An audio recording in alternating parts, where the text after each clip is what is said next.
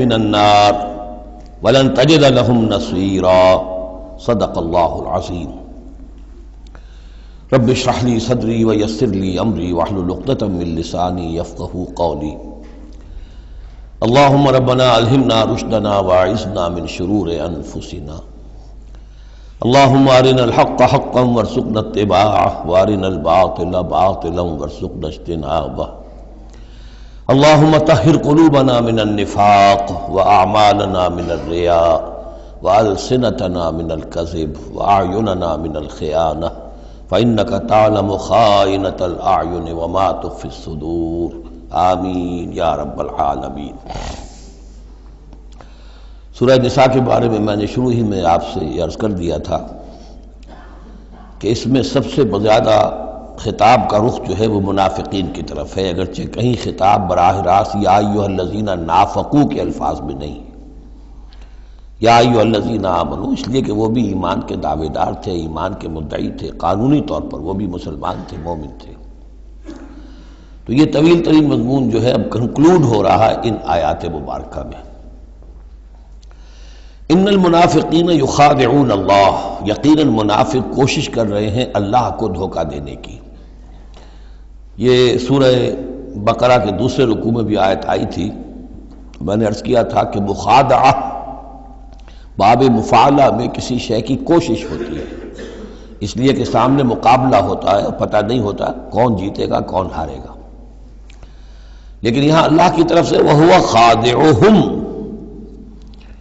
اور یہ خادع جو ہے یہ ثلاثی مجرد سے اس میں فاعل ہے، اور یہ آتا ہے نہایت زوردار تاکید کے لیے، اللہ ان کو دھوکہ دے کر رہے گا، یعنی یہ کہ اللہ نے ان کو جو ڈھیل دی ہوئی ہے اور وہ سمجھ رہے ہیں کہ ہم کامیاب ہو رہے ہیں، ہمارے اوپر ابھی تک کوئی آنچ نہیں آئی، کوئی پکڑ نہیں ہوئی، کوئی گرفت نہیں ہوئی، ہم دونوں طرف سے بچے ہوئے ہیں، اس حوالے سے وہ اپنی اس ڈھیل کی وجہ سے بڑھتے چلے جا رہے ہیں، بڑھتے چلے جا رہے ہیں، بڑھتے چلے جا رہے ہیں، اور یہی در حقیقت اللہ کی طرف سے گویا کہ ان کو دھوکہ ہے جو دیا جا رہا ہے کہ وہ سمجھ رہے ہیں کہ ہم کامیاب ہیں۔ وَإِذَا قَامُوا إِلَى الصَّلَاةِ قَامُوا كُسَالَىٰ، اور جب وہ کھڑے ہوتے ہیں نماز کے لیے، یہ نماز کی طرف، تو کھڑے ہوتے ہیں بڑے کسل مندی کے ساتھ۔ یہاں ذرا نوٹ کر لیجئے کہ قامہ جو ہے، قامہ یقوم، یہ آتا ہے کھڑے ہونے کے لیے، قائم اس سے اس میں فاعل ہے، لیکن جیسے انگریزی زبان میں آپ کو معلوم ہے کہ ورب کے بعد پریپوزیشنز کی تبدیلی سے بڑے بڑے مفہوم بدل جاتے ہیں۔ انگریزی میں ٹو گیو ایک خاص مصدر ہے، ٹو گیو اپ، اب زمین و آسمان کا فرق ہو گیا، ٹو گیو ان بالکل ہی الٹی بات ہو گئی۔ عربی میں اتنا فرق نہیں ہوتا، لیکن پھر بھی ظاہر بات ہے کہ جو پریپوزیشنز چینج ہوتی ہیں تو فرق پڑتا ہے، اسی لیے میں نے کہا تھا قام اعلیٰ الرجال قوامون علی النساء، اس میں حاکم ہونا، سربراہ ہونا، کسی کے حکم کا نافذ ہونا۔ قام الی، کسی شے کے لیے کھڑے ہونا، کسی شے کی طرف کھڑے ہونا، کوئی کام کرنے کا ارادہ کرنا۔ وَإِذَا قَامُوا إِلَى الصَّلَاةِ قَامُوا كُسَالَىٰ، جب کھڑے ہوتے ہیں نماز کی طرف تو صاف نظر آ جاتا ہے کہ طبیعت میں بشاشت نہیں ہے، طبیعت میں آمادگی نہیں ہے، مجبوراً چونکہ اپنے آپ کو مسلمان ظاہر کرنا ہے لہذا کھڑے ہو رہے ہیں۔ قام بے، ہم نے پڑھا تھا قوامین بالقسط، قائمم بالقسط اللہ کی شان ہے، کسی شے کو قائم کرنا۔ تو اس طریقے سے یہ جو الفاظ ہوتے ہیں ان کے ساتھ پریپوزیشنز کی چینج سے، یہ ہمارے ہاں عربی میں اس کو جو حروف جار کہتے ہیں، ان کے اضافے سے بہت اضافی معنی پیدا ہو جاتے ہیں۔ یراؤن الناس ولا یذکرون اللہ الا قلیلا، وہ لوگوں کو صرف دکھانے کے لیے کھڑے ہوتے ہیں، اور حقیقت میں جو ذکر الہی جو نماز کا اصل مقصد ہے، اقیم الصلاۃ لذکری، وہ انہیں نہیں حاصل ہوتا مگر بہت تھوڑا سا، کسی وقت کوئی واقعتاً اس بے دھیانی میں بھی ہو سکتا ہے کوئی آیت جو ہے وہ بجلی کے کڑکے کی طرح کڑک کر اور ان کے شعور کے اوپر کچھ نہ کچھ اثرات پیدا کر دے، الا قلیلا، بہت ہی شاذ۔ مذبذبین بین ذالک، یہ اس کے مابین مذبذب ہو کر رہ گئے ہیں، کفر کی طرف یا ایمان کی طرف، یکسو نہیں ہو رہے، اس لیے بار بار حضرت ابراہیم کے ساتھ اور حضرت ابراہیم کے تذکرے کے ساتھ حنیف کا لفظ آتا ہے، یکسو ہو جاؤ۔ دنیا میں کفر پر بھی انسان یکسو ہو تو کم سے کم دنیا بن جائے گی اس کی، لیکن یہ کہ اصل میں اگر دنیا اور آخرت دونوں بنانے ہیں تو پھر ایمان کے ساتھ یکسو ہونا ضروری ہے. لیکن جو بیچ میں رہیں گے ادھر کے نہ ادھر کے، تو ان کے لیے تو خسرت دنیا والآخرہ، ان کے لیے دنیا اور آخرت دونوں کا گھاٹا اور نقصان ہے. لا الہ الا ولا الہ الا، نہ تو یہ ان کی جانب ہے نہ ان کی جانب ہے، نہ ان کے ساتھ یکسو ہیں نہ ان کے ساتھ یکسو ہیں، نہ اہل ایمان کے ساتھ مخلص ہیں نہ اہل کفر کے ساتھ مخلص ہیں. وَمَن يُضْلِلِ اللَّهُ فَلَن تَجِدَ لَهُ سَبِيلًا، اور جسے اللہ ہی نے گمراہ کر دیا ہو، یعنی جس کی گمراہی پر اللہ کی طرف سے مہر تصدیق ثبت ہو چکی ہے، پھر اب اس کے لیے فَلَن تَجِدَ لَهُ سَبِيلًا، اس کے لیے اب کوئی راستہ نہ پاؤ گے. یا ایھا الذین آمنوا لا تتخذوا الکافرین اولیاء من دون المؤمنین، یہ مضمون پہلے بھی آ چکا ہے. یہ بھی ایک نفاق کی علامت ہے کہ اہل ایمان کو چھوڑ کر کافروں کے ساتھ دوستیوں کی پینگیں بڑھائی جائیں. اہل ایمان مت بناؤ کافروں کو اپنے حمایتی اور مددگار اور دوست اور بھیدی مسلمانوں کو چھوڑ کر. اتریدون ان تجعلوا للہ علیکم سلطانا مبینا، کیا تم چاہتے ہو کہ تم اپنے خلاف اللہ کے ہاتھ میں ایک دلیل دے دو، حجت دے دو؟ یعنی اللہ تعالیٰ جب محاسبہ کرے گا آخرت میں تو اس دلیل کا کیا جواب دو گے کہ تمہاری دوستیاں کافروں کے ساتھ تھی؟ تو یہ تو حجت قاطع بن جائے گی تمہارے خلاف. علیکم سلطان مبینہ، یہ حجت قاطعہ ہوگی تمہارے خلاف. اب یہ آ رہی آیت ایک اعتبار سے یہ منافقین کے حق میں قرآن حکیم کی سخت ترین آیت ہے، اگرچہ جو سخت ترین آیت بعض اعتبارات سے بلکہ ایک خاص لطیف پہلو سے سخت تر جو آیت ہے وہ سورہ توبہ میں آئے گی. یہ دو صورتیں ہیں اصل میں طویل صورتوں میں سے، سورہ توبہ اور سورہ نساء، جس میں کہ نفاق کا مضمون سب سے زیادہ تفصیل کے ساتھ آیا. ان المنافقین فی الدرک الاسفل من النار، یقیناً منافق آگ کے سب سے نچلے طبقے میں ہوں گے. وَلَن تَجِدَ لَهُمْ نَصِيرًا، اور تم نہ پاؤ گے ان کے لیے کوئی مددگار. إِلَّا الَّذِينَ تَابُوا، اصل میں منافقت کا آخری پردہ جو چاک ہوگا وہ ہوگا سورہ توبہ میں، سورہ گویا کہ سن 9 ہجری میں جا کر. ابھی یہ ہم سن 4 ہجری کے آس پاس ہیں، اس حوالے سے ذرا ابھی فصل ہے، تو ابھی ان کے لیے ایک رعایت رکھی ہے کہ توبہ کا دروازہ تمہارے لیے ابھی کھلا ہے.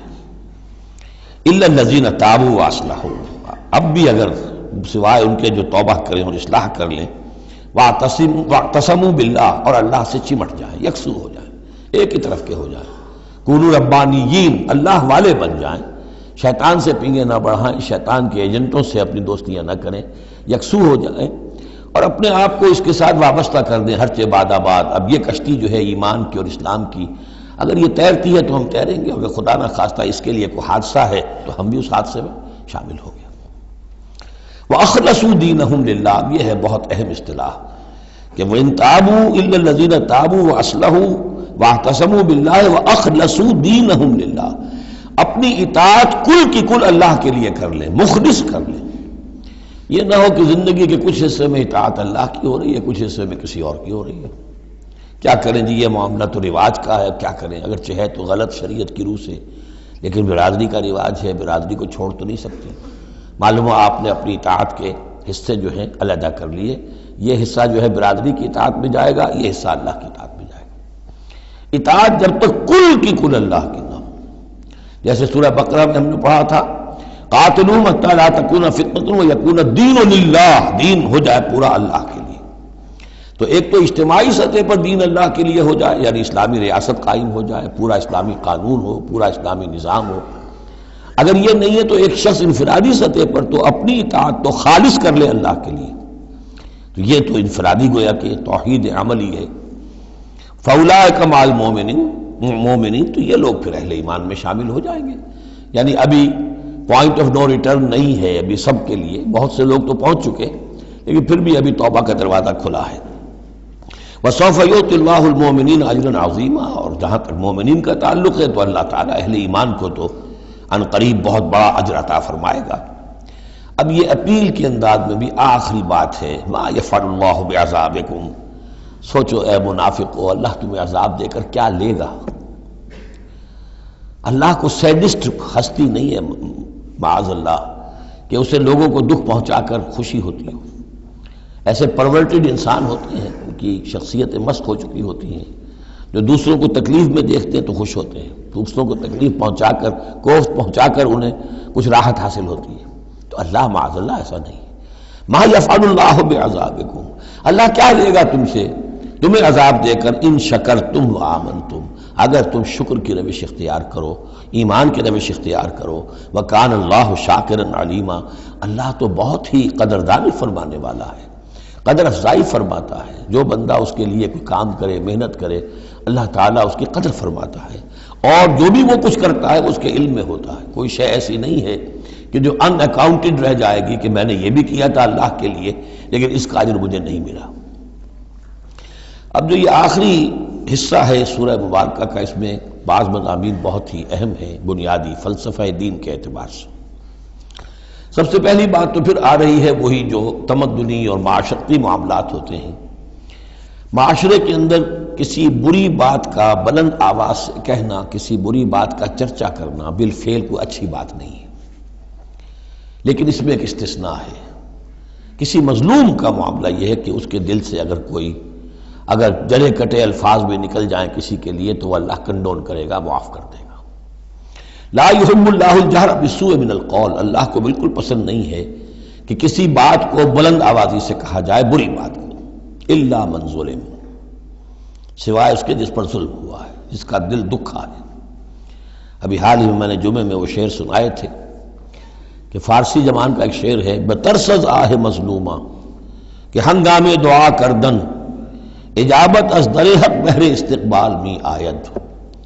مظلوموں کی آہوں سے ڈرو کہ جب ان کی زبان سے کوئی بد دعا نکل جاتی ہے تو اس دعا کی قبولیت جو ہے وہ خود استقبال کرنے کے لیے آتی ہے عرش سے، اللہ تعالیٰ کی طرف سے. تو اس کا ترجمہ بھی اردو میں شعر ہی میں موجود ہے، ڈرو مظلوم کی آہوں سے جب اٹھتی ہیں سینوں سے، قبولیت ہے کرتی خیر مقدم چرخ سے آ کر. تو مظلوم کا مسئلہ یہ ہے کہ اس کو اس کی بھی اجازت ہے.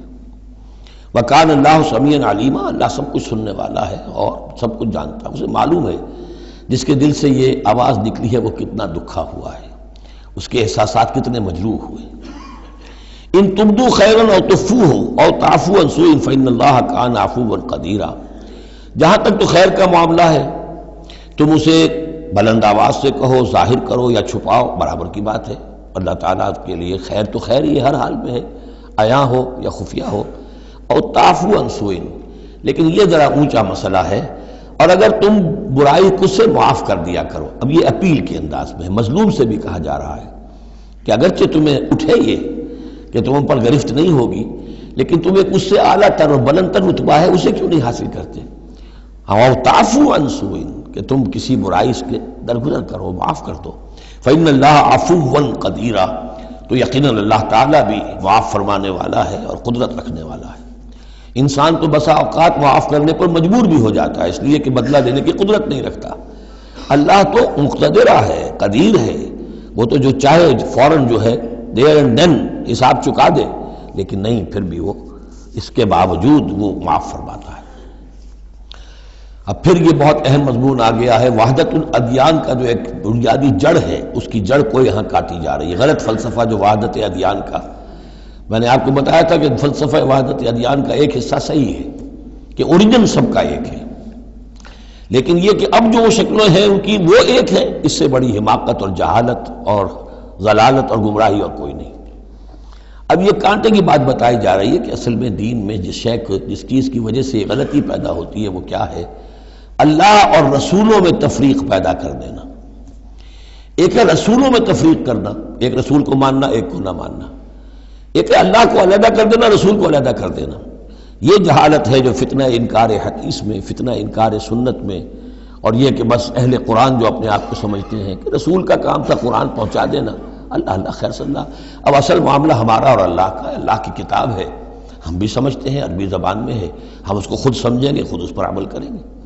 باقی رسول نے اپنے زمانے میں مسلمانوں کو اس کی جو تشریح سمجھائی تھی، ٹھیک ہے، اس وقت انہوں نے قبول کر لی، لیکن رسول کی تشریح جو ہے وہ دائمی نہیں ہے. دائمی شے صرف قرآن ہے. گویا کہ اللہ کو اور رسول کو جدا کر دیا. وہ بات یہاں آ رہی ہے. ان الذین یکفرون باللہ ورسلہ، یقیناً وہ لوگ جو کفر کرتے ہیں اللہ کا اور اس کے رسولوں کا، وَيُرِيدُونَ يُفَرِّقُوا بَيْنَ اللَّهِ وَرُسُلِهِ، اور وہ چاہتے ہیں کہ تفریق کر دیں اللہ کے اور اس کے رسولوں کے مابین۔ یہ دین الہی بھی یہی تھا کہ بس اللہ کا دین سمجھو، رسول سے کیا نسبت ہے؟ جب رسول کی نسبت ہو جائے گا یہ دین مسیح ہے، یہ دین موسیٰ ہے، یہ دین عیسیٰ ہے، یہ دین فلاں ہے، اگر رسولوں کا یہ فیکٹر جو ہے، جو ڈفرینشیٹنگ فیکٹر ہے، نکال دیا جائے تو اللہ تو سب کا کامن ہے، تو دین الہی ہو گیا۔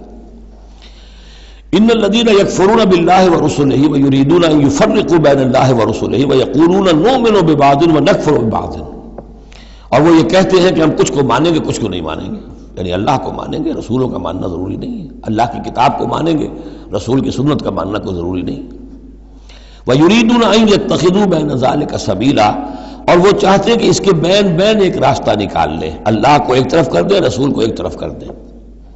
اولئک ھم الکافرون حقا، یہ لوگ کٹر کافر ہیں، ان کے کافر ہونے میں کوئی شک نہیں، یہ حق کہ یہ کافر ہیں۔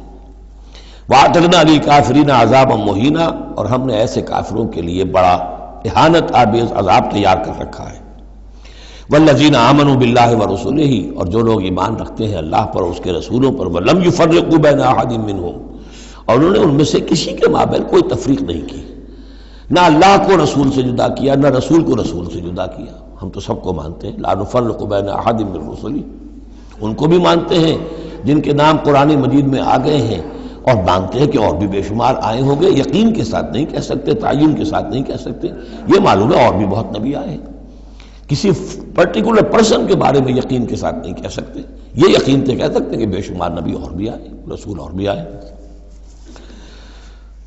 لم يفرقوا بین احد منهم اولئک سوف یؤتیہم اجورہم، یہ وہ لوگ ہیں کہ جنہیں اللہ تعالیٰ ان کے اجر عطا فرمائے گا، وکان اللہ غفورا رحیما، اور یقیناً اللہ تعالیٰ غفور الرحیم ہے۔ یسألک اہل الکتاب ان تنزل علیہم کتاب من السماء، یہ اہل کتاب، یہ یہودی ہے، محمد صلی اللہ علیہ وسلم آپ سے مطالبہ کر رہے ہیں کہ ان پر ایک کتاب آسمان سے اتاری جائے، یعنی جیسے تورات اتری تھی۔ آپ تو کہتے ہیں مجھ پر وحی آتی ہے، کہاں لکھی ہوئی ہے وہ وحی، کون لایا ہے ہمیں تو پتہ نہیں، موسیٰ کو تو وہ لکھی ہوئی ملی تھی اور وہ پتھر کی تختیوں میں لے کر آئے تھے۔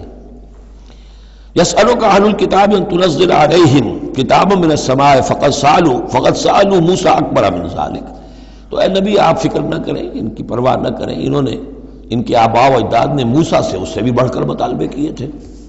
فقالوا ارنا اللہ جہرۃ، یاد کرو کہ وہ اللہ سے، انہوں نے تو یہ مطالبہ بھی کیا تھا کہ ہمیں دکھاؤ اللہ کو عیاناً، ہم خود دیکھنا چاہتے ہیں۔ فاخذتهم الصاعقۃ بظلمهم، تو ان کی اس گناہ کی پاداش میں انہیں ایک کڑک نے آ پکڑا تھا۔ ثم اتخذوا العجل من بعد ما جاءتهم البینات، پھر یہ کہ ان لوگوں کی ناہنجاری کا یہ بھی اندازہ کرو کہ جب کہ واضح نشانیاں ان کے پاس آ چکی تھیں، 9 معجزے حضرت موسیٰ کے وہ دیکھ چکے تھے، پھر بھی انہوں نے بچڑے کی برسیں شروع کر دی۔ فعفونا عن ذلک، ہم نے ان تمام چیزوں سے درگزر کیا۔ وآتینا موسیٰ سلطانا مبینا، اور ہم نے موسیٰ کو غلبہ عطا کیا، واضح غلبہ، فرعون اور اس کے علاوہ لشکر کو ان کے نگاہوں کے سامنے غرق کر دیا۔ ورفعنا فوقهم الطور بميثاقهم، اور ہم نے ان کے سروں پر معلق کر دیا تھا طور کو، پہاڑ کو، جبکہ ان سے عہد لیا جا رہا تھا۔ وقلنا لهم ادخلوا الباب سجدا، اور ہم نے کہا تھا کہ جب یہ شہر فتح ہو جائے تمہارے ہاتھوں، یریکو، تو اس میں داخل ہونا تو سروں کو جھکا کر۔ وقلنا لهم لا تعدوا في السبت، اور ہم نے ان سے یہ بھی کہا تھا کہ سبت کا، ہفتے کا جو قانون ہے اس میں حد سے تجاوز نہ کرو۔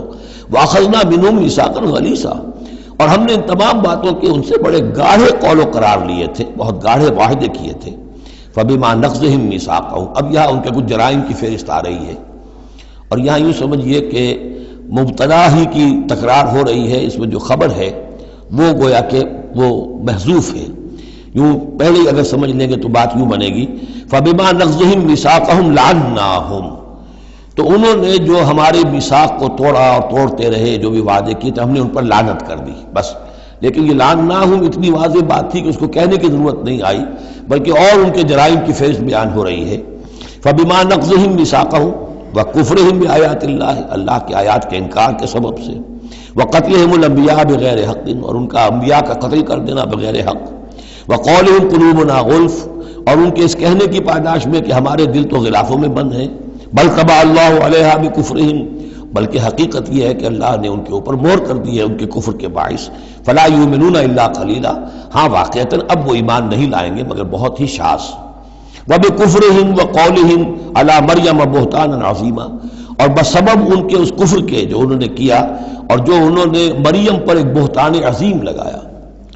حضرت مریم سلام علیہا پر بہتان یہ لگایا کہ یہ زنا کیا ہے اور یہ یوسف نجار کا بیٹا ہے یہ مسیح. اگرچہ ان کے روایات کے مطابق یہ ہے کہ ان کی نسبت تھی، یوسف نجار بڑھئی تھے ایک، ان کے ساتھ حضرت مریم کی نسبت ہو چکی تھی لیکن وداعی نہیں ہوئی تھی. لیکن وداعی سے پہلے ہی ان کے مابین تعلق ہوا اور یہ بیٹا ہو گیا، تو یہ تو پھر ولد الزنا ہوا. یہ تھی اتنی بڑی بات تھی جو وہ کہتے ہیں، اور اس کو باقاعدہ پکچرز بنا کے امریکہ میں چلاتے ہیں. سن آف مین، تم جسے سن آف گاڈ کہتے ہیں وہ سن آف مین ہے. اب سن آف مین جو ہے اس کو سمجھ لیجئے کہ اس کا مطلب کیا ہوا پھر. آؤٹ آف ویڈ لاک ہی تو آخر ہوا نا، اس کا جو پیدا ہوا اگر حضرت مسیح تو وہ صحیح جائز ولادت سے تو نہ ہوا اگر انسان کا بیٹا ہے. بہرحال اتنے بڑے بڑے بہتان لگائے. وبکفرہم وقولہم علی مریم بہتانا عظیما وقولہم انا قتلنا المسیح عیسی ابن مریم رسول اللہ، اور بسبب ان کے یہ کہنے کہ ہم نے قتل کیا مسیح کو، عیسی ابن مریم کو، رسول اللہ، اللہ کے رسول کو. یہ رسول اللہ ان کا لفظ نہیں ہے، یہ اللہ کی طرف سے سائن آف ایکسکلیمیشن کے ساتھ. اچھا ان کا دعویٰ یہ ہے کہ انہوں نے اللہ کے رسول کو قتل کیا، جبکہ رسول تو قتل ہو ہی نہیں سکتا. کتب اللہ لاغلبن انا ورسلی، یہ تو اللہ کا فیصلہ ہے، طے شدہ لکھا ہوا ہے کہ میں اور میرے رسول تو غالب آ کر رہیں گے. تو ان کی تو یہ جرتیں ہیں کہ یہ سمجھتے ہیں کہ انہوں نے اللہ کے ایک رسول کو قتل کیا ہے. وما قتلوہ وما صلبوہ، ہرگز انہوں نے قتل نہیں کیا، نہ اسے سولی دی. ولیکن شبہ لہم، بلکہ اس کی شبیہ بنا دی گئی ان کے لیے، صورت بنا دی گئی، مشابہت کر دی گئی اس کے ساتھ ان کے لیے، کہ انہوں نے جس کو سمجھا ہے کہ وہ مسیح ہے وہ مسیح نہیں تھا، وہ مسیح کی جگہ کوئی اور تھا. جو انجیل برنباس سے معلوم ہوتا ہے کہ جوڈاس اسکیریوٹ جو کہ حواریین میں سے ایک تھا، ویسے اس کی نیت اور تھی، بدنیتی نہیں تھی، وہ ایک لمبی بات ہو جائے گی، اس کا وقت دورہ قرآن میں نہیں ہے. نیت اس کی کچھ اور تھی لیکن اس نے گرفتار کرایا تھا، اور اس گرفتاری کے پاداش میں پھر اللہ تعالیٰ نے اس کی شکل جو حضرت مسیح کی بنا دی، اور حضرت مسیح کی جگہ وہ پکڑا گیا اور سولی چڑھا. وما قتلوه وما صلبوه ولكن شبه لهم وان الذين اختلفوا فيه لفي شك منه، اور جو لوگ اس کے بارے میں اختلاف میں پڑے ہوئے ہیں وہ شکوک و شبہات میں ہیں، انہیں خود پتہ نہیں کہ ہوا کیا، کیسے ہوا. ما لهم به من علم، ان کے پاس اس کے ضمن میں کوئی علم نہیں ہے، الا اتباع الظن، سوائے اس کے کہ اٹکل پچو کے تیر چلاتے ہیں. وما قتلوه یقینا، یہ بات یقینی ہے کہ اسے قتل نہیں کیا گیا، وہ قتل نہیں ہوا، وہ صلیب نہیں دیا گیا علیہ الصلاۃ والسلام. بل رفع اللہ الیہ، بلکہ اللہ نے اسے اٹھا لیا اپنی طرف. وکان اللہ عزیزا حکیما، اور اللہ تعالیٰ زبردست ہے، کمال حکمت والا. اس کی تفصیل میں آپ کو پہلے بتا چکا ہوں کہ کیا شکل پیش آئی تھی اس باغ میں جہاں حضرت مسیح اپنے حواریین کے ساتھ روپوش تھے، جو کہ تفصیل انجیل برنباس میں ہے. وَإِن مِّنْ أَهْلِ الْكِتَابِ إِلَّا لَيُؤْمِنَنَّ بِهِ قَبْلَ مَوْتِهِ، اور نہیں رہے گا اہل کتاب میں سے کوئی بھی مگر اس پر ایمان لا کر رہے گا اس کی موت سے قبل. یعنی حضرت مسیح مرے نہیں ہیں، زندہ ہیں، وہ دوبارہ آئیں گے، اور دوبارہ جب آئیں گے تو اہل کتاب میں سے کوئی شخص نہیں رہے گا جو ان پر ایمان نہ لے آئے. وَيَوْمَ الْقِيَامَةِ يَكُونُ عَلَيْهِمْ شَهِيدًا، اور قیامت کے دن وہی ان کے خلاف گواہ بن کر کھڑا ہوگا. یہ خلاف گواہی وہی آ گئی جو ہم نے پڑھا تھا 41ویں آیت میں، فَكَيْفَ إِذَا جِئْنَا مِن كُلِّ أُمَّةٍ بِشَهِيدٍ وَجِئْنَا بِكَ عَلَىٰ هَٰؤُلَاءِ شَهِيدًا. ہر نبی کو اپنی قوم کے خلاف گواہی دینی، لہذا حضرت مسیح علیہ السلام اپنی اس قوم، اپنی امت کے خلاف گواہی دیں گے. فَبِظُلْمٍ مِّنَ الَّذِينَ هَادُوا حَرَّمْنَا عَلَيْهِمْ طَيِّبَاتٍ أُحِلَّتْ لَهُمْ. تو اللہ تعالیٰ کی ایک سنت یہ بھی ہے کہ کوئی قوم اگر کسی معاملے میں حد سے گزرتی ہے تو اس کو سزا کی ایک شکل یہ بھی ہوتی ہے کہ حلال چیزوں سے بھی محروم کر دیا جائے، حرام کر دی جائیں. تو ان لوگوں نے جنہوں نے یہودیت اختیار کی، ان کی اسی غلط روش کے باعث حرمنا علیہم طیبات، ہم نے بعض پاکیزہ چیزیں بھی ان پر حرام کر دیں، احلت لہم، جو کہ اصلاً ان کے لیے حلال تھیں. جیسے کہ حضرت یعقوب علیہ السلام نے اگر اونٹ کا گوشت کھانا چھوڑ دیا تھا تو اللہ تعالیٰ تورات میں فرما دیتے کہ بھئی یہ حرام نہیں ہے، یہ تو اسرائیل نے، حضرت یعقوب نے خود کر لیا تھا. اللہ نے کہا اچھا ٹھیک ہے، ان کی جو ہے یہ سزا رہے، ان پر جو تنگی ہے وہ رہے. وَبِصَدِّهِمْ عَنْ سَبِيلِ اللَّهِ كَثِيرًا، اور بسبب ان کے اللہ کے راستے سے رکنے اور روکنے کے، اللہ کے راستے سے رکتے بھی ہیں روکتے بھی ہیں، تو اس کی وجہ سے اللہ تعالیٰ نے ان کو سزا کے طور پر بعض حلال چیزوں سے بھی محروم رکھا۔ وَأَخْذِهِمُ الرِّبَا، اور پھر ان کے جرائم کی فہرست میں یہ بھی ہے کہ ان کا سود کھانا، وَقَدْ نُهُوا عَنْهُ، اور یہ کہ اسے روک دیے گئے تھے۔ سود ان کی شریعت میں حرام ہے، آج بھی حرام ہے، لیکن وہ یہ سمجھتے ہیں کہ سود کا لین دین یہودیوں کا آپس میں حرام ہے، کوئی یہودی دوسرے یہودی سے سودی لین دین نہیں کرے گا۔ لیکن جنٹائلز کے لیے تو ان کا عام قاعدہ یہ ہے، گوئمز اینڈ جنٹائلز، ان کے لیے ہم پر لیس علینا فی الامیین سبیل، ہم پر کوئی گرفت ہے ہی نہیں، کوئی ذمہ داری ہے ہی نہیں، ہم جیسے چاہیں کریں، لوٹیں کھسوٹیں، جس طرح چاہیں دھوکہ دیں، اور تو ظاہر بات ہے سود میں تو پھر کوئی قباحت رہی نہیں۔ وَأَخْذِهِمُ الرِّبَا وَقَدْ نُهُوا عَنْهُ وَأَكْلِهِمْ أَمْوَالَ النَّاسِ بِالْبَاطِلِ، اور بسبب ان کے لوگوں کے مال ناحق ہڑپ کرنے کے، وَأَعْتَدْنَا لِلْكَافِرِينَ مِنْهُمْ عَذَابًا أَلِيمًا، اور ان میں سے جو کافر ہیں جنہوں نے اب کفر کی بھی روش اختیار کر لی ہے، ان کے لیے ہم نے بہت دردناک عذاب تیار کر رکھا ہے۔ لیکن الراسخون فی العلم منہم والمؤمنون، لیکن جو لوگ ان میں سے پختہ علم والے ہیں جیسے عبداللہ ابن سلام رضی اللہ تعالی عنہ، اور اہل ایمان جو ہیں جو محمد پر ایمان لائے ہیں صلی اللہ علیہ وسلم، یؤمنون بما انزل الیک وما انزل من قبلک، وہ تو ایمان رکھتے ہیں اس پر بھی جو اے نبی آپ کی طرف نازل کیا گیا، اور اس پر بھی کہ جو آپ سے پہلے نازل کیا گیا۔ والمقیمین الصلاۃ، وہ تو نماز کے قائم کرنے والے ہیں، والموتون الزکاۃ، اور زکوٰۃ کی ادا کرنے والے ہیں، والمؤمنون باللہ والیوم الآخر، اور ایمان رکھنے والے ہیں اللہ پر بھی اور یوم آخر پر بھی۔ اولئک سنؤتیہم اجرا عظیما، یہ وہ لوگ ہیں کہ جنہیں ہم اجر عظیم عطا فرمائیں گے۔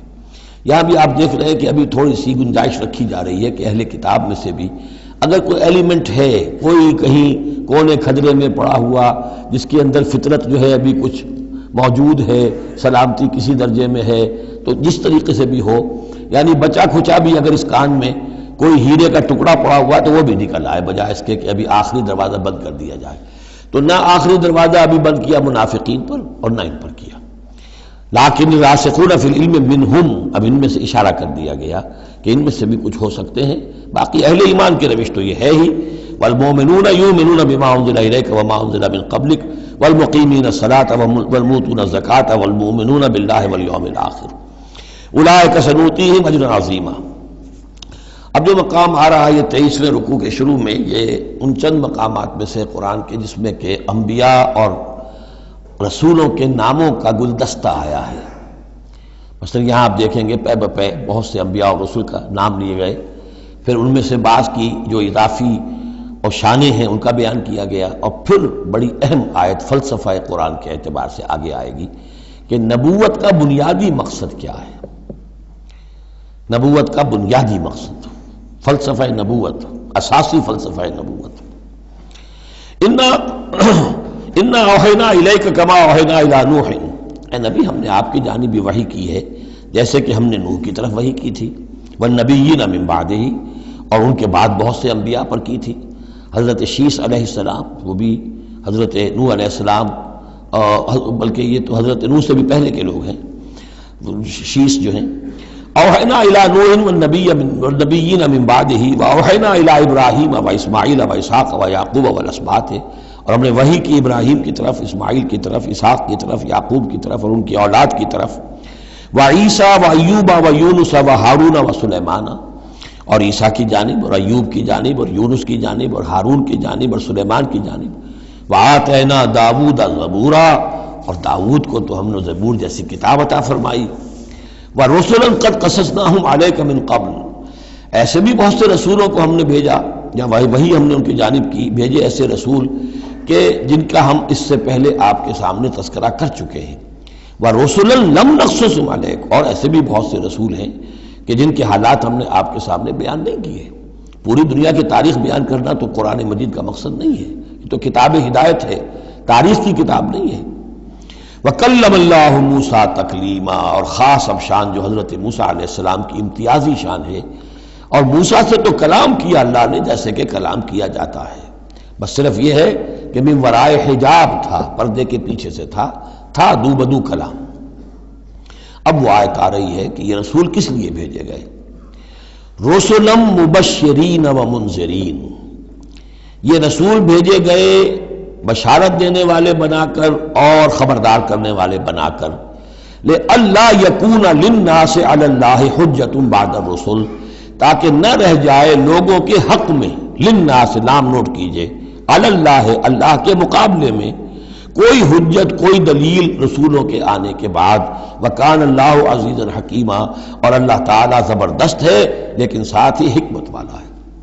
اب اس کو سمجھیے کہ جب ہم یہ کہتے ہیں کہ قیامت کے دن اللہ تعالیٰ حساب لے گا اور امتحان ہوگا، امتحان سے پھر نتائج نکلیں گے ہمارے کہ کون پاس ہوا کون فیل ہوا، لیکن امتحان لیا جاتا ہے کچھ پڑھا کر، کیا پڑھایا ہمیں،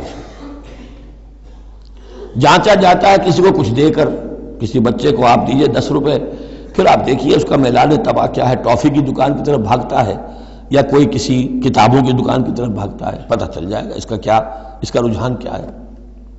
کچھ دے کر آزماتے ہیں نا، کچھ پڑھا کر امتحان لیتے ہیں، تو ہمیں کیا پڑھایا ہے، کیا دیا ہے، اس میں ہے جو قرآن مجید کا بنیادی فلسفہ ہے کہ اللہ تعالیٰ نے انسان کو سمع، بصر، عقل، 3 بڑی چیزیں دی، پھر اللہ تعالیٰ نے انسان کے اندر روح ودیت کی اور نفس انسانی میں خیر اور شر کا علم ودیت کر دیا ہے۔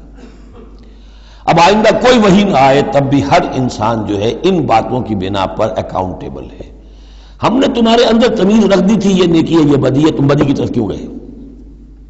تو گویا کہ کوئی نبی نہ آتا، کوئی کتاب نہ آتی، کوئی رسول نہ آتا، تب بھی اللہ تعالیٰ کی طرف سے محاسبہ ناحق نہیں تھا، اس لیے کہ وہ بنیادی چیزیں اللہ تعالیٰ دے چکا ہے۔ البتہ اتمام حجت کرتا ہے اللہ۔ اب یہ نوٹ کیجئے، حجت کیا ہے؟ حجت تو عقل ہے جو اللہ کو نے ہمیں دے رکھی ہے۔ ان السمع والبصر والفؤاد کل اولئک کان عنہ مسئولا، اس کی بنیاد پر مسئولیت ہے۔ اور یہ کہ نفس ونفس وما سواها فالہمها فجورها وتقواها، اس کے اندر نیکی اور بدی کی تمیز ودیت کر دی ہے، پھر تمہیں روح پھونکی ہے۔ ان سب چیزوں کی بنا پر تم اکاؤنٹیبل ہو، کوئی نبی آتا یا نہ آتا، یہ حجت اللہ کی تم پر قائم ہے۔ لیکن پھر بھی اللہ اتمام حجت کرنے کے لیے یہ اضافی شے ہے کہ اللہ نے تم ہی میں سے کچھ لوگوں کو چنا جو بڑے ہی اعلیٰ کردار کے لوگ تھے، تم جانتے تھے کہ یہ ہمارے ہاں کے بہترین لوگ ہیں، ان کے دامن کردار پر کوئی داغ دھبا نہیں ہے، ان کی سیرت و اخلاق تمہارے سامنے تھی کھلی کتاب کے مانند، ان کے پاس ہم نے اپنی وحی بھیجی، اور پھر تمہیں یہ کرو یہ نہ کرو یہ بھی بتا دیا۔ ایگزامینیشن میڈ ایزی بھی ہو گیا تمہارے لیے، اس امتحان کو ہم نے اتنا آسان کر دیا تاکہ اب کسی کے پاس کوئی عذر باقی نہ رہ جائے، کوئی جو ہے یہ پلیڈ نہ کر سکے کہ میں تو اگنورنس کے پلیڈ کرے کہ میں تو اگنورنٹ تھا، مجھے معلوم نہیں تھا۔ جب رسول آ گئے تو اب کوئی عذر باقی نہیں رہا۔ رسول سے پہلے پھر بھی کوئی شخص کہہ سکتا ہے پروردگار میں ایسے ماحول میں پیدا ہو گیا تھا، وہاں سب کے سب اسی رنگ میں رنگے ہوئے تھے، پروردگار میں اپنے 2 وقت کی روٹی کے دھندے میں ایسا لگا رہا کہ مجھے کبھی ہوش ہی نہیں آئی کہ میں سوچتا۔ لیکن جب رسول آ جاتے ہیں اور رسولوں کے آنے کے بعد حق مبرہن ہو جاتا ہے اور حق و باطل کے درمیان امتیاز بالکل واضح طور پر قائم ہو جاتا ہے، پھر کوئی عذر باقی نہیں رہتا، کوئی حجت پیش کرنے کے لیے لوگوں کے جانب سے اللہ کے سامنے اللہ کے محاسبے کے مقابلے میں باقی نہیں رہتی۔ تو یہ اتمام حجت ہے، اللہ کی طرف سے حجت کا اتمام۔ رسلا مبشرین، اور کر کیا سکتے ہیں رسول؟ نہ کسی کو زبردستی ہدایت پر لا سکتے ہیں، ظاہر بات ہے کسی کو گمراہ کرنا تو پیش نظر ہے ہی نہیں، لیکن کسی کو زبردستی ہدایت پہ نہیں لا سکتے۔ ہاں جن کے اپنے اندر کی یہ چیزیں جاگ جائیں گی، متوجہ ہو جائیں گے، اپنے باطن کی حقیقتوں کی طرف دیکھیں گے اور پھر یہ کہ نبی کی بات سنیں گے، اس سے فائدہ اٹھائیں گے، سیدھے راستے پر چلیں گے، ان کے لیے مبشر ہوں گے، بشارت، فراح و ریحان و جنت نعیم۔ اور جو لوگ یہ ہے کہ اس کے بعد بھی اپنی غلط ہی راستوں پر چلتے رہیں گے، تعصب میں، ہٹ دھرمی میں، ضد میں، مفادات میں، چودراہٹوں کی وجہ سے، ان کو خبردار کریں گے کہ اب تمہارے لیے بدترین انجام جو ہے جہنم تیار ہے۔ تو رسولوں کا بنیادی فنکشن یہی ہے، تبشیر اور انذار، مبشرین و منذرین۔ کس لیے؟ لے اللہ یکونا، تاکہ نہ رہ جائے، للناس، لوگوں کے پاس، لوگوں کے حق میں، اللہ اللہ کے مقابلے میں، یعنی اللہ کی حجت، اللہ کے محاسبے کے مقابلے میں، حجت، کوئی عذر، کوئی بہانہ باقی نہ رہے بعد الرسل، رسولوں کے آنے کے بعد۔ وکان اللہ عزیز حکیما، اللہ عزیز ہے، بغیر رسولوں کے بھی محاسبہ کرے۔ اختیار اس کا مطلق ہے، حکیم ہے، اس نے یہ نظام بنایا ہے اپنے محاسبہ اخروی کے لیے۔ اب اس میں البتہ ایک بات اور نوٹ کر دیجئے، یہ بڑی تفصیل سے میں نے یہ چیزیں لکھی ہوئی ہیں اپنی ایک کتاب میں، نبی اکرم صلی اللہ علیہ وسلم کا مقصد بعثت، کہ ایک بنیادی مقصد رسالت کا وہ تو یہ ہے، اور ایک تکمیلی مقصد ہے رسالت کا جو محمد الرسول اللہ پر جا کر کامل ہوا ہے صلی اللہ علیہ وسلم، وہ ہے لِيُظْهِرَهُ عَلَى الدِّينِ كُلِّهِ۔ انہوں نے بھی کام شروع کیا یہیں سے، یا ایھا النبی انا ارسلناک شاہدا ومبشرا ونذیرا وداعیا الی اللہ باذنہ وسراجا منیرا۔ بنیادی حیثیت تو وہی آپ کی بھی وہی ہے، لیکن اس کے اوپر تکمیلی حیثیت کیا ہے؟ هو الذی ارسل رسولہ بالہدی ودین الحق لیظہرہ علی الدین کلہ۔ یہ آپ کی امتیازی شان ہے۔ لیکن اللہ یشہد بما انزل الیک انزلہ بعلمہ، اللہ تعالیٰ اس پر گواہ ہے کہ جو کچھ اس نے نازل کیا ہے نبی آپ کی طرف، وہ اس نے علم کیا ہے، اس نے نازل کیا اپنے علم سے۔ والملائکۃ، اور فرشتے اس پر گواہ ہیں، یشہدون۔ وکفیٰ باللہ شہیدا، اور ویسے تو اللہ تنہا بھی گواہ کے لیے، گواہ ہونے کے اعتبار سے کافی ہے۔ ان الذین کفروا وصدوا عن سبیل اللہ قد ضلوا ضلالا بعیدا۔ اب محمد کے آنے کے بعد صلی اللہ علیہ وسلم پھر بھی جو لوگ کفر پر اڑے رہے اور رکے رہے اور روکتے رہے اللہ کے راستے سے دوسروں کو، وہ تو پھر بہک گئے ہیں، بھٹک گئے ہیں، ضلالا بعیدا، اور یہ اپنے بھٹکنے میں اور بہکنے میں، گمراہی میں بہت دور نکل گئے۔ ان الذین کفروا وظلموا لم یکن اللہ لیغفر لهم۔ اب یہ لوگ جنہوں نے کفر کیا ہے، جو اڑ گئے ہیں کفر پر، اور جو اس شرک پر اور ناحق جو راستہ ہے اس کے اوپر جم گئے ہیں، لم یکن اللہ لیغفر لهم، اب اللہ کا یہ طریقہ نہیں ہوگا کہ انہیں معاف کر دے، اللہ انہیں اب ہرگز بخشنے والا نہیں ہے۔ ولا لیہدیہم طریقہ، اور نہ یہ کہ انہیں کسی راستے کی ہدایت دے، الا طریقہ جہنم، سوائے ایک راستے کے، اور وہ جہنم کا راستہ ہے۔ اب تو وہی کھلی ہوئی ہے شاہراہ، اسی پر یہ بگٹر دوڑتے رہیں، خالدین فیہا، وہ اس میں ہمیشہ ہمیش رہیں گے، ابدا، ہمیشہ ہمیش۔ وکان ذلک علی اللہ یسیرا، اور یہ اللہ پر بہت آسان ہے۔ دیکھیے اس کو مقابلے میں لائیے، ما یفعل اللہ بعذابکم، اللہ کیا کرے گا تمہیں عذاب دے کر، لیکن اس سے یہ نہ سمجھے کہ اللہ عذاب نہیں دے گا۔ یقیناً اللہ سیڈسٹ نہیں ہے، یقیناً اللہ کو عذاب دے کر خوشی نہیں ہوگی، لیکن یہ کہ اس کا ایک ضابطہ ہے، اس کا ایک قانون ہے، اسی پر اس نے دنیا بنائی ہے، لہذا اس کے مطابق وہ عمل تو کرے گا۔ اور یہ اس پر کوئی بھاری گزرنے والی بات نہیں ہے کہ اپنی ہی مخلوق کو، اس لیے کہ بعض ملنگ قسم کے صوفی جو ہیں وہ یہ بھی کہتے ہیں کہ یہ اللہ بڑا رحیم ہے، اب کیا وہ اپنی مخلوق کو جہنم میں جھونک دے گا؟ یہ تو ایسے ڈراوے کے لیے، ذرا سیدھا کرنے کے لیے، جیسے بچوں کو ڈانٹ دیتا ہے باپ ہو ماں ہو، میں تیرا قیمہ کر دوں گی، تو کوئی کیا قیمہ کر دے گی کوئی ماں اپنے بچے کا؟ لیکن یہ تو اصل میں صرف ڈراوا ہے اور کچھ نہیں، لیکن یہ بات صحیح نہیں ہے۔ اسی لیے اللہ تعالیٰ کہتا ہے کہ کان ذالک علی اللہ یسیرا، اللہ کے لیے یہ بہت آسان ہے، بہت ہلکی بات ہے اس کے لیے۔ یا ایھا الناس، اب یوں سمجھیے کہ کنکلوڈنگ حصہ جو ہے سورہ مبارکہ کا، یا ایھا الناس قد جاءکم الرسول بالحق من ربکم فآمنوا خیرا لکم۔ اس عبارت میں جو زور ہے، میں نے کوشش کی ہے کہ میں اسے اپنی آواز کے ذریعے سے واضح کروں۔ اے لوگوں، تمہارے پاس آ چکا ہے رسول حق کے ساتھ، یعنی اب تم یہ نہیں کہہ سکو گے کہ رسول نہیں آیا، ہمیں پتہ نہیں تھا۔ You won't be able to plead ignorance، یہ نہیں کہہ سکتے کہ ہمیں معلوم نہیں تھا، ہم پر بات کھولی نہیں گئی، ہم پر بات واضح نہیں ہوئی، یہ بہانہ ختم ہو گیا اب محمد کے آنے کے بعد۔ یا ایھا الناس قد جاءکم الرسول بالحق من ربکم فآمنوا خیرا لکم، ایمان لے آؤ، یہی تمہارے لیے بہتر ہے، بلکہ صحیح ترجمہ ہوگا اسی میں تمہاری خیریت ہے۔ وَإِن تَكْفُرُوا فَإِنَّ لِلَّهِ مَا فِي السَّمَاوَاتِ وَالْأَرْضِ، اور کفر پر اڑے رہو گے تو اللہ تعالیٰ کا کیا بگاڑ لو گے؟ آسمانوں اور زمین میں جو کچھ ہے وہ اللہ ہی کا ہے۔ وَكَانَ اللَّهُ عَلِيمًا حَكِيمًا، اللہ علیم ہے، حکیم ہے۔ یا اہل الکتاب لا تغلوا فی دینکم، اے کتاب والو اپنے دین میں غلو نہ کرو۔ ولا تقولوا علی اللہ الا الحق، اور اللہ کی طرف کوئی شے منسوب نہ کرو سوائے اس کے جو درست ہو اور حق ہو۔ جھوٹ بولنا ہے تو بازی بارش بابا ہم بازی، جھوٹ بولنا ہے خود بولو۔ خدا پر جھوٹ جڑنا، اللہ نے یہ کہا ہے، یہ تو گویا کہ یوں سمجھیے کہ بازی بارش بابا ہم بازی والی بات ہو گئی۔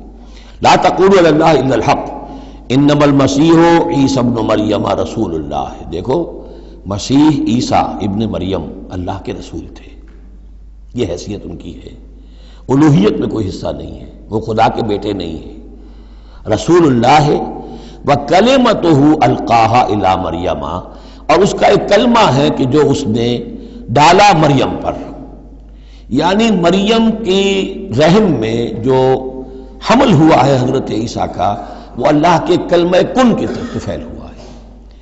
ایک جو فزیکل جو بھی حصے ہیں کسی عمل کے، اب کسی بھی انسان کی ولادت میں ایک حصہ باپ کا ہے، ایک حصہ ماں کا ہے، لیکن حضرت مسیح علیہ السلام کی ولادت میں ماں والا حصہ تو پورا موجود ہے، حمل ہوا ہے، 9 مہینے آپ اپنے رحم میں رہیں حضرت مریم سلام علیہا کے، لیکن یہ کہ باپ والا حصہ نہیں ہے۔ تو اللہ تعالیٰ کے ہاں جہاں پر بھی کوئی اس طرح کا لنک جو ہے، جو میٹیریل لنکس ہیں جو، وہ اگر کہیں ٹوٹا ہے تو کن، اللہ کا ایک کن جو ہے، اللہ کا ایک امر، وہ وہاں پر کفایت کرتا ہے۔ اس معنی میں اللہ تعالیٰ کے کلمے ہیں۔ کلمتہ القاہا الی مریم، اور روح منہ، اور ایک خاص روح ہے اللہ کی طرف سے، یعنی روح تو ویسے سب کی اللہ کی طرف سے ہے، لیکن یہ کہ روحوں کے بڑے اونچے اونچے مراتب بھی ہیں۔ ایک روح محمدی ہے جس کو ہم عام طور پر ہمارے علماء نور محمدی کہتے ہیں۔ وہ نور محمدی کیا ہے؟ روح محمدی، اس لیے کہ روح جو ہے نورانی شے ہے۔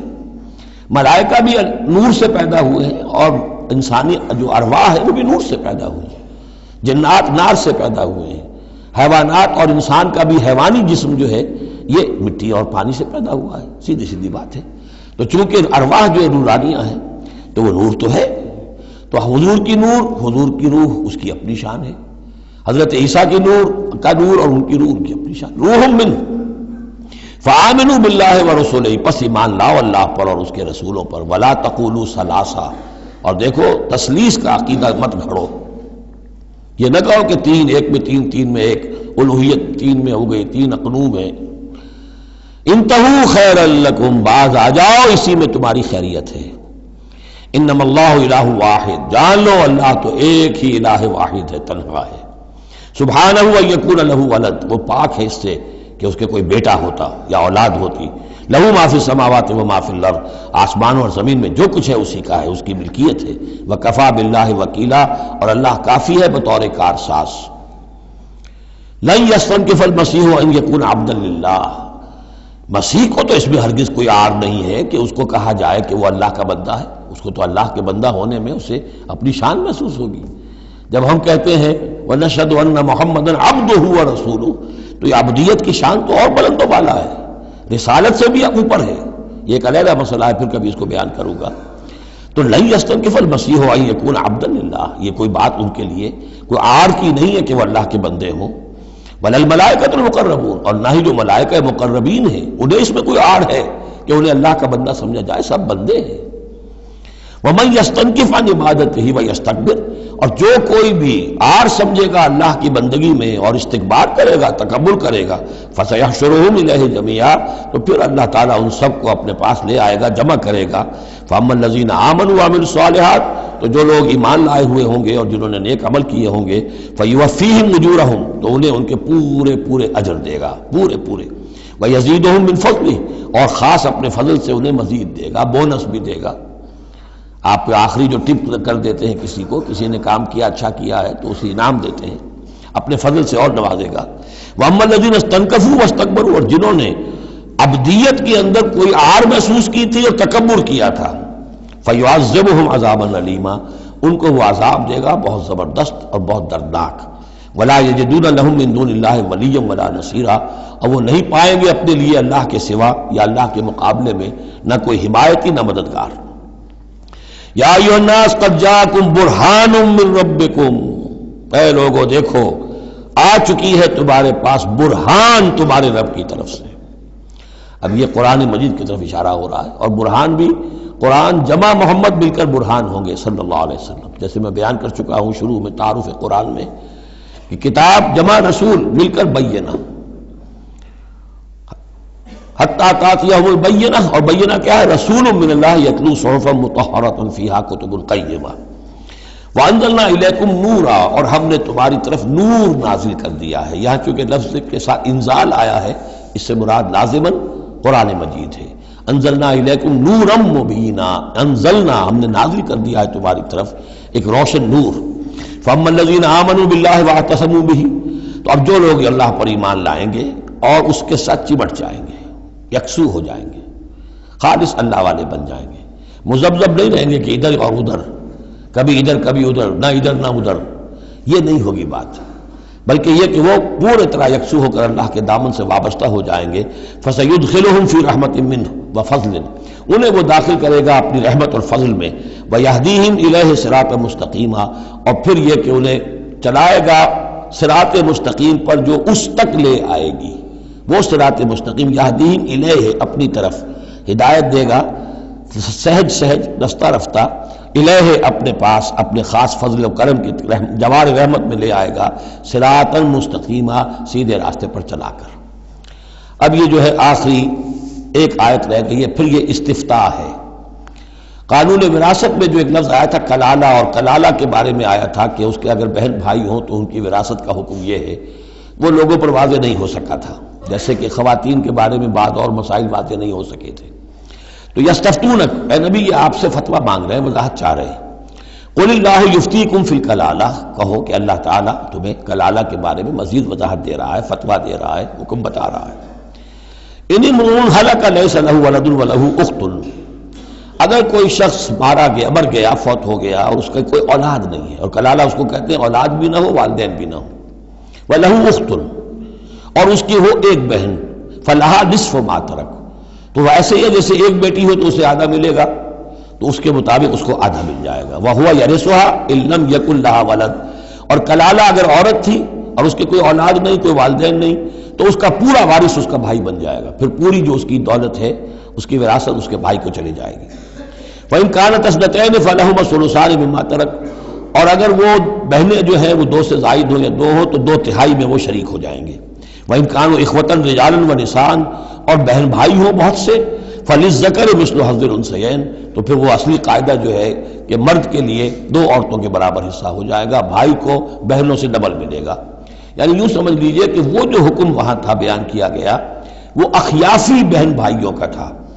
اخیافی بہن بھائی وہ ہوتے تھے عرب میں کہ ماں ایک ہو باپ علیحدہ ہو، ان کا چونکہ خاص مسئلہ ہوتا تھا اس لیے بیان کر دیا، باقی عینی اور اللاتی، ماں باپ دونوں ایک ہو، اور یا یہ کہ مائیں علیحدہ ہو باپ ایک ہو، تو ان کا وہی قانون ہوگا کہ جو بیٹا بیٹی کا ہے، کہ جس طریقے سے کہ بیٹا اور بیٹی میں جس نسبت سے وراثت تقسیم ہوتی ہے ایسے ہی ان بہن بھائیوں میں ہوگی۔ یہ ہے یبین اللہ لکم ان تضلوا، اللہ واضح کیے دیتا ہے تمہارے لیے مبادا تم گمراہ ہو جاؤ، واللہ بکل شیء علیم، اور اللہ ہر چیز کا علم رکھتا ہے۔ سورہ نساء مکمل ہوئی، اب اللہ کا نام لے کر اس گروپ کی جو آخری صورت ہے، اور یہ نوٹ کر لیجئے کہ جو ہمارا منزلوں کا میں نے نظام آپ کو بتایا تھا، پہلی منزل ختم ہو گئی ہے، یہ سورہ مائدہ سے المنزل 2 یہ شروع ہو رہی ہے، المنزل 2 دوسری منزل شروع ہو گئی، لیکن جو مکی اور مدنی صورتوں کے گروپ ہیں وہ ابھی ختم نہیں ہوا۔ پہلا وہ تو یہ کہ مکی صورت سورہ فاتحہ، مدنی کا ایک گروپ البقرہ اور آل عمران، دوسرا گروپ النساء اور المائدہ مل کر پھر جا کر جو گروپ ہے مکی مدنی کا وہ ختم ہوگا جبکہ مائدہ ختم ہوگی۔ سورہ مائدہ کا بھی تقریباً اسلوب وہی ہے کہ جو سورہ نساء کا ہے، لیکن یہ کہ یہاں زیادہ جو زور ہے وہ اہل کتاب پر ہے، جیسا کہ میں نے آپ کو بتایا تھا کہ یہ جو گروپ ہے پہلا ان صورتوں کا، اس کے 2 مضامین ہیں بنیادی، ایک شریعت اسلامی، شریعت اسلامی کا بلو پرنٹ ابتدائی خاکہ جو ہے وہ سورہ بقرہ میں، تکمیلی احکام اب اس میں آئیں گے، دوسرے اہل کتاب پر اتمام حجت اور آخری درجے میں دعوت، آخری فیصلہ کن باتیں جو ہیں وہ آپ کو اب ملیں گی اس سورہ مبارکہ میں۔ بسم اللہ الرحمن الرحیم، یا ایھا الذین آمنوا اوفوا بالعقود، سورہ نساء شروع ہوئی تھی یا ایھا الناس سے، اے لوگو، یہاں بس فرق یہ ہے کہ یا ایھا الذین آمنوا، اہل ایمان، اپنے عہدوں کو، معاہدوں کو، قول و قرار کو پورا کیا کرو۔ اب انہوں سمجھ لیجئے کہ سماجی زندگی جتنی انسان کی ہے وہ معاہدوں پر قائم ہے۔ Even marriage is a social contract, شادی کیا ہے؟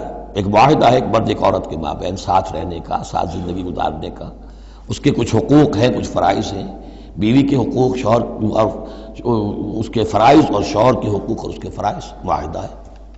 بڑے بڑے کاروبار جو ہیں وہ معاہدوں کی شکل میں ہوتے ہیں، تو معاہدہ ہے۔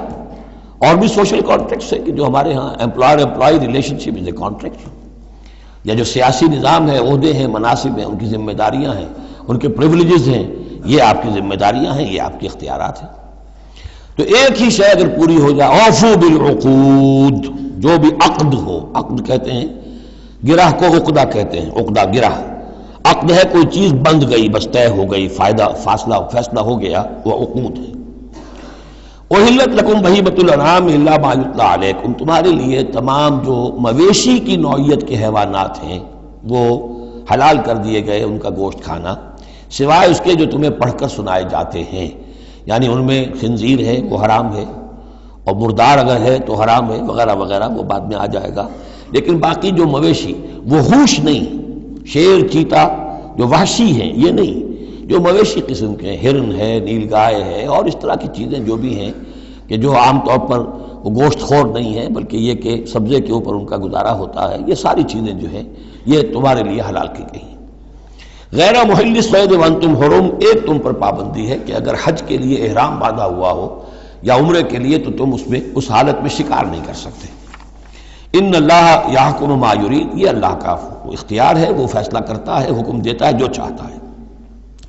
یا ایھا الذین آمنوا لا تحلوا شعائر اللہ ولا الشہر الحرام ولا الہدی ولا القلائد ولا عامین البیت الحرام، اہل ایمان مت بے حرمتی کرو اللہ کے شعائر کی، مت حلال کر لیا کرو، بے حرمتی کر دیا کرو اللہ کے شعائر کی، اور نہ حرمت والے مہینوں کی، اور نہ ہدی کے جانوروں کی، جو جانور لے کے جائے جاتے تھے کعبے کی طرف حج کے لیے یا عمرے کے لیے ساتھ لے کر جاتے تھے، ولا القلائد، اور ان کے گلوں کے اندر پٹے ڈال دیے جاتے تھے علامت کے طور پر کہ اب یہ کعبے کی طرف جا رہے ہیں، ولا عامین البیت الحرام، اور نہ وہ حاجی لوگ کہ جو بیت حرام کی طرف چل رہے ہیں، قصد کر رہے ہیں، جا رہے ہیں، اب وہ بھی ان کی بھی ایک نسبت ہو گئی ہے کہ یہ سفر کر رہے ہیں تو اللہ کے گھر کے مسافر ہیں، جیسے کہ وہاں آپ نے دیکھا ہوگا جو گئے ہیں کہ انہیں وہ کہتے ہیں مرحبا بضیوف الرحمن، کہ مرحبا ان لوگوں کو کہ جو رحمان کے مہمان ہیں، یعنی حاجی جو یہاں آئے ہیں وہ اصل میں اللہ کے مہمان ہیں، اللہ میزبان ہے۔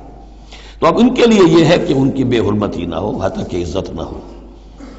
یبتغون فضلا من ربہم ورضوانا، یہ سب جو ہیں اللہ تعالیٰ کی فضل کی اور اس کے اپنے رب کے رضوان کی تلاش میں ہیں، اس کی کوشش میں جا رہے ہیں۔ وَإِذَا حَلَلْتُمْ فَاصْطَادُوا، ہاں جب تم احرام کھول دو، حلال ہو جاؤ، تو یہ حلال ہو جانا ایک اصطلاح ہے، جبکہ احرام کھل گیا، فَاصْطَادُوا، پھر تم شکار کرو، تمہیں کھلی چھوٹ ہے، ساری پابندیاں احرام کی حالت کی ہیں۔ وَلَا يَجْرِمَنَّكُمْ شَنَآنُ قَوْمٍ أَن صَدُّوكُمْ عَنِ الْمَسْجِدِ الْحَرَامِ أَن تَعْتَدُوا، اور دیکھنا تمہیں آمادہ نہ کر دے کسی قوم کی دشمنی کہ انہوں نے تمہیں روکے رکھا تھا مسجد حرام سے کہ تم بھی زیادتی کرو، یعنی انہوں نے تمہیں روکے رکھا 7 برس تک، 6 برس تک، اور تمہیں یہاں قریب نہیں آنے دیا، اب ایسا نہ ہو کہ اس کے بدلے میں تم کو زیادتی کرو، زیادتی مت کرو۔ وَلَا يَجْرِمَنَّكُمْ شَنَآنُ قَوْمٍ، تمہیں آمادہ نہ کر دے کسی قوم کی دشمنی، اور دشمنی کس وجہ سے، ان صدوکم عن المسجد الحرام، کہ انہوں نے تمہیں روکے رکھا مسجد حرام سے، ان تعتدوا، کہ تم زیادتی کرنے لگو، وتعاونوا علی البر والتقوی، نیکی کے کاموں پر اور تقوی کے کاموں پر تعاون کیا کرو، ولا تعاونوا علی الاثم والعدوان، اور اسم، گناہ اور عدوان، ظلم اور زیادتی کے کاموں میں تعاون مت کرو، واتقوا اللہ ان اللہ شدید العقاب، اللہ کا تقوی اختیار کرو، یقیناً اللہ تعالیٰ سزا دینے میں بہت سخت ہے۔ دیکھیے انداز بالکل وہی ہے جو سورہ نساء کا ہے، وہی معاشرتی معاملات، اس کے بارے میں بنیادی اصول۔ اب یہاں پہ پھر وہ آ رہی ہے آخری مرتبہ یہ آیت، اور مزید وضاحت کے ساتھ، حرمت علیکم المیتۃ، تم پر حرام کیا گیا مردار، جو خود اپنی موت مر گیا جانور، وہ حرام ہو گیا، والدم، دموں اور خون، ولحم الخنزیر، اور خنزیر کا گوشت، وما اہل لغیر اللہ بہ، اور جس پر پکارا گیا اللہ کے سوا کسی اور کا نام، کسی اور کے نام نامزد ہے، کسی اور کا تقرب حاصل کرنے کے لیے وہ اس کا وہ جو ہے ذبح کیا جا رہا ہے، والمنخنقۃ، اور وہ جانور جو گلا گھٹنے سے مر گیا۔ کبھی ایسا ہوتا ہے کہ کوئی بکری ہے یا کچھ اور ہے، وہ اپنی زنجیر جس میں بندھی ہوئی ہے اسی کا کوئی پھندا ایسا لگ جاتا ہے، اب وہ جتنی کوشش کرتی ہے اس پھندے سے نکلنے کی، وہ گلا گھٹ جاتا ہے، مر جاتی ہے، تو یہ بھی مردار کے حکم میں ہے۔ والموقوذۃ، یا چوٹ لگنے سے کسی جانور کی موت واقع ہو گئی، وہ بھی مردار کے حکم میں ہوگا۔ والمتردیۃ، یا اونچی جگہ سے کہیں سے کوئی جانور گرا ہے، گردن ٹوٹ گئی ہے، مر گیا ہے، وہ بھی مردار ہے۔ والنطیحۃ، کسی اور نے جانور نے سینگ مارا ہے، اس کے صدمے سے وہ ہلاک ہو گیا ہے جانور، تو وہ بھی حرام ہو گیا۔ یعنی میتہ کی مزید 4 قسمیں۔ یہی نہیں ہے کہ کسی بیماری سے جانور مرا ہو، لیکن یہ کہ یہ مرنے کی، ذبح ہونے کی نوبت نہیں آئی، اس کے جسم سے خون نکلنے کا امکان نہیں رہا، اس کا خون جو ہے اس کے جسم کے اندر ہی جم گیا ہے، اس کے گوشت کا حصہ بن گیا ہے، لہذا وہ مردار کے حکم میں ہے۔ وما اکل السبع الا ما ذکیتم، اور جسے کھا لیا ہو درندوں نے مگر یہ کہ جسے تم ذبح کر لو۔ فرض کیجئے کہ کسی شیر نے یا کسی چیتے نے کسی ہرن کے اوپر حملہ کیا، لیکن اس سے پہلے کہ وہ ہرن مرتا وہ شیر بھاگ گیا، آپ نے کوئی فائر کیا وہ بھاگ گیا، ابھی ہرن میں جان ہے، آپ نے جا کے ذبح کر لیا، تو وہ پھر آپ کے لیے جائز ہے، کیونکہ ابھی اس میں جان تھی، ذبح آپ نے کیا ہے، تو اب یہ کہ اس میں سے وہ خون نکل جائے گا، تو جہاں جہاں شیر کا منہ لگا ہو اس حصے کو کاٹ کر پھینک دیجئے، باقی آپ کھا سکتے ہیں۔ الا ما ذکیتم، سوائے اس کے کہ جسے تم نے ذبح کر لیا۔ وما ذبح علی النصب، اور یہ بھی تمہارے لیے حرام کیا گیا کہ تم استھانوں پہ جا کر ذبح کرو، یہ خاص جگہ ہے، یہ خاص جو ہے وہ کسی ولی اللہ کا بازار ہے، وہاں جا کے ذبح کرنا، یا کسی دیوتا یا دیوی کا کوئی استھان ہے، وہ بھی اب حرام ہو گیا۔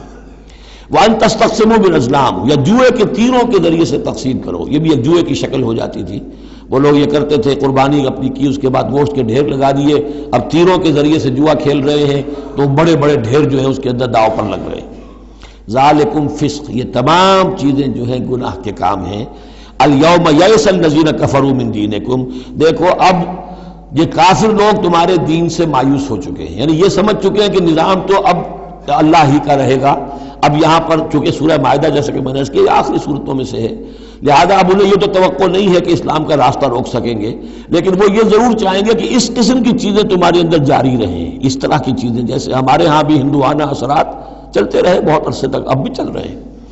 تو الیوم یئس الذین کفروا من دینکم، تمہارے دین سے تو وہ مایوس ہو چکے ہیں کہ اب یہ دین تو انہی کا ہوگا اور ہمارا دین ختم ہوا۔